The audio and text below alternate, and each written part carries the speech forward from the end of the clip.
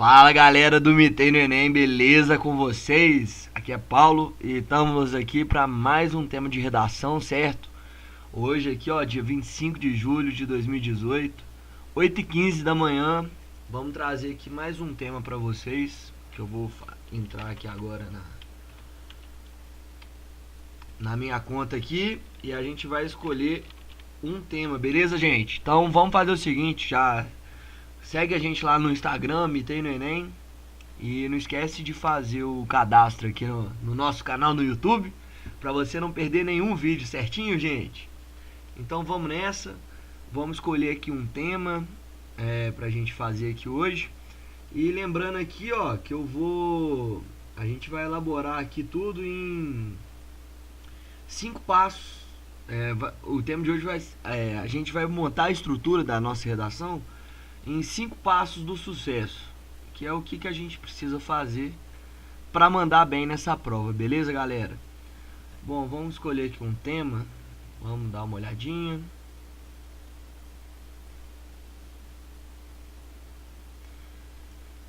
Bom, a gente pode trazer esse aqui, ó, desafios do sistema de segurança pública no Brasil. Vamos a ele. Tá. Então tem aqui uns vídeos de apoio que eu não vou trazer, né? Porque isso aí é próprio da plataforma da Imagine. Vou só mostrar os textos de apoio aí, beleza? Então, primeiro passo para uma redação de sucesso: ler o comando da questão. Então, a gente vai aqui, vamos lá. A partir da leitura dos textos motivadores e com base nos conhecimentos construídos ao longo de sua formação, redige um texto dissertativo argumentativo em modalidade de escrita formal da língua portuguesa sobre o tema Desafios do Sistema de Segurança Pública no Brasil, apresentando proposta de intervenção que respeite os direitos humanos. Selecione, organize e relacione, de forma coerente e coesa, argumentos e fatos para a defesa do seu ponto de vista. Beleza. Então aqui, primeira coisa, ok, a gente acabou de ler o tema. Então a gente vai, segundo passo nosso aqui, vai ser o que? Anotar o título do tema. A gente vai fazer isso no dia da prova também, entendeu? Vamos lá, desafios do sistema de segurança pública no Brasil. Por que a gente faz isso, galera? Só pra gente já ter uma ideia do que a gente vai ter que tratar o assunto, né? Então a gente sabe que é um desafio, e esse desafio é no sistema de segurança pública e ocorre no Brasil, certo? Então, terceiro, já fizemos aqui também, anotar o título do tema. E, agora vamos ler os textos motivadores, certo? E em seguida também a gente já vai anotar as principais palavras-chave, certo? Vamos lá então. Texto 1. A Câmara dos Deputados aprovou na madrugada desta terça-feira, dia 20, o Decreto de Intervenção Federal na Segurança Pública do Estado do Rio de Janeiro, assinado na sexta pelo presidente Michel Temer. O texto foi aprovado por 340 votos a favor e apenas 72 contras, e uma abstenção, depois de mais de 7 horas de sessão. Apenas PT, PCdoB e PSOL orientaram contra a aprovação do decreto.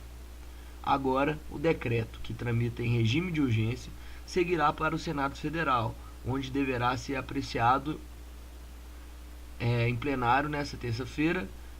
Lá tem que ser aprovado também por maioria simples. É a primeira vez desde que a Constituição Federal de 88 entrou em vigor que é decretada uma intervenção federal. As Forças Armadas já estão atuando no Estado, uma vez que em julho de 2017 Temer assinou um decreto de GLO, Garantia de Lei e da Ordem, que permite a presença dos militares nas atividades de segurança pública. Nesse caso, porém, as forças da União ficaram subordinadas ao poder estadual, diferentemente da intervenção. Folha UOL, Cotidiano, 2018, tal. Então a gente acabou de ler o primeiro texto, a gente já vai fazer aqui algumas anotações. Falou aqui, galera, ó, que é a primeira vez da Constituição Federal de 88. Então aqui a gente sabe sobre a Constituição de 1988. O que mais que o texto 1 fala? Fala que foi a primeira intervenção militar. E aonde que aconteceu? No Rio de Janeiro. O que a gente pode imaginar nesse Rio de Janeiro? Cenário de violência, drogas. Tá? Só esse adentro aí. Bacana. Então vamos agora aqui para o texto 2. A intervenção mostra o despreparo do governo para enfrentar um problema explosivo que precisa ser equacionado. Não houve planejamento prévio. Olha só que bacana. Não se sabe seu custo nem quais são as metas e ações previstas. O interventor militar disciplinado aceitou a tarefa, mas tem restrições a esse tipo de operação.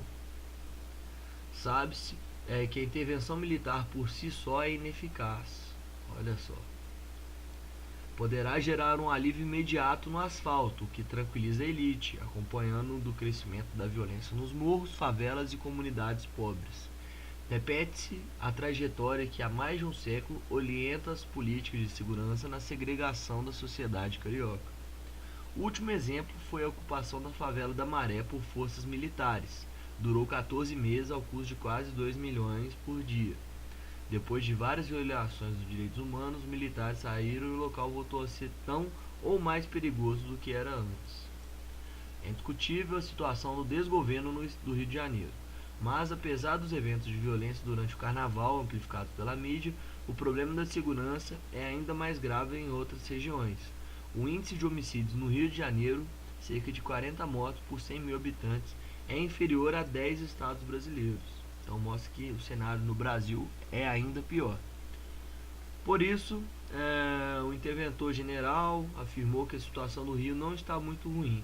Em palestra sobre o emprego das Forças Armadas nas operações da garantia de lei e ordem, ele mostrou ceticismo com esse tipo de operação, que tem alto custo financeiro, social, de imagem e até psicológico.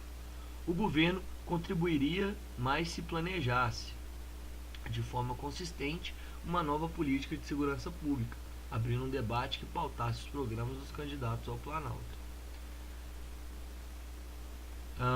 Temas vitais que precisam entrar na pauta: nova política de drogas, reforma das polícias, combatendo os laços entre crime organizado, milícias e polícias, revisão da política de encarceramento, controle do tráfico de armas, promoção de políticas públicas de Estado em áreas vulneráveis, com mais oportunidades de trabalho, renda, educação e cultura para a juventude. E termina falando o seguinte: o país precisa de políticas públicas consistentes para enfrentar a violência. Esse é um dos grandes desafios nacionais que não será enfrentado com pirotecnia. Bacana. Então a gente pode trazer aqui várias informações desse texto 2. O que o texto 2 está falando? Que não houve planejamento. Então, intervenção sem preparo. O que seria esse preparo? Com a comunidade e visa a elite. O que mais que disse aqui nesse texto? Então, essa intervenção foi imediatista, pois aumento da violência pós saída. E também fala aqui que esse contexto é em todo o Brasil, não apenas no estado do Rio de Janeiro. E ele também aqui trouxe alguns assuntos que já iriam minar a sua argumentação, certo? Que seria o que? Realmente milícia, drogas, tráfico de armas e realmente investir em educação é cultura, né? Que é o que está falando aqui nesses temas aqui. Agora a gente vai para o nosso texto 3 e ainda tem o texto 4. Vamos lá. Texto 3. Desde o último sábado, várias cidades do estado, incluindo a capital Vitória, viraram palco de um alto número de assassinatos, furtos, tiroteios e arrastões, com mais de 120 mortes. A paralisação começou com um protesto de mulheres de policiais militares que se posicionaram diante das portas dos batalhões para impedir a saída das viaturas. Elas reivindicaram reajuste salarial e melhoria nas condições de trabalho. Já pode anotar aqui que as condições de trabalho policial não são favoráveis. A crise no Espírito Santo acontece pouco depois de rebeliões que terminaram em massacres em presídios nas regiões do Norte e Nordeste, após as ameaças de greves e paralisações de polícia em outros estados do Brasil, no que especialistas consultados pela BBC chamaram de uma mesma crise de arquitetura institucional que organiza a segurança pública brasileira. Eles elencaram os principais fatores por trás do problema. Nossa Constituição não diz o que é segurança pública. Nenhuma lei diz que segurança pública é proteger a população ou investigar criminosos. Só diz por quem a segurança vai ser exercida. Então tem um limbo sócio-jurídico, tem precariedade do sistema penitenciário, tem as reformas que não saem do papel, a falta de investigação e recursos. Aí fala aqui que há um vácuo jurídico acerca do tema de segurança. Fala também que as rebeliões de várias unidades prisionais do Brasil nas primeiras semanas de 2017 evidenciaram a precariedade. Então também fala também das condições enfrentadas pelos presos nas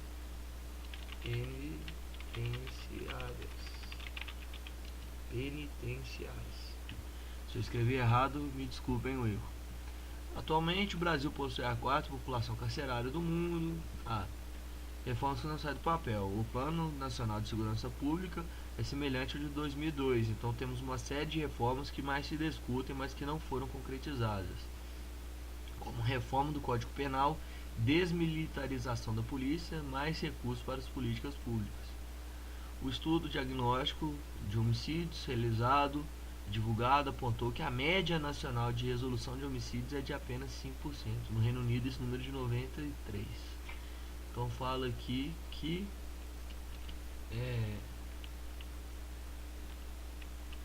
a taxa de efetividade na resolução de problemas é baixa.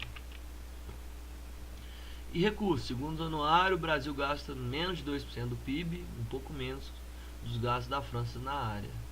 Precisamos de mais dinheiro. Então a gente tem também aqui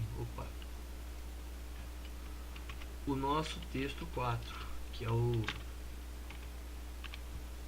a imagenzinha aí, né? Intervenção militar no Rio. Molequinho jogando bola. O que você está fazendo?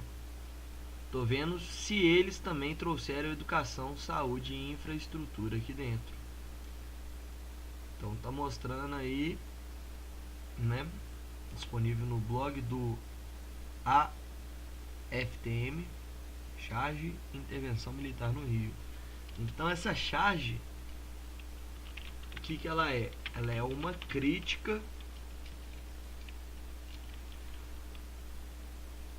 às soluções imediatistas sem pensar na educação. Por exemplo, tá? Eu vou deixar só isso aqui como argumento desse texto 4. Pois bem, gente, a gente acabou aqui de fazer uma leitura básica. Vamos colocar aqui de novo a hora certa. A gente fez essa leitura aí em um pouco mais de 15 minutos. Agora que vem a segunda parte dessa análise, né? Que é a parte da nossa estrutura. Então, deixa eu abrir só mais um bloco de notas aqui e separar essa informação aqui, que eu acho que também é bastante relevante. Bom, depois que a gente lê esses temas, eu vou até deixar aqui separado.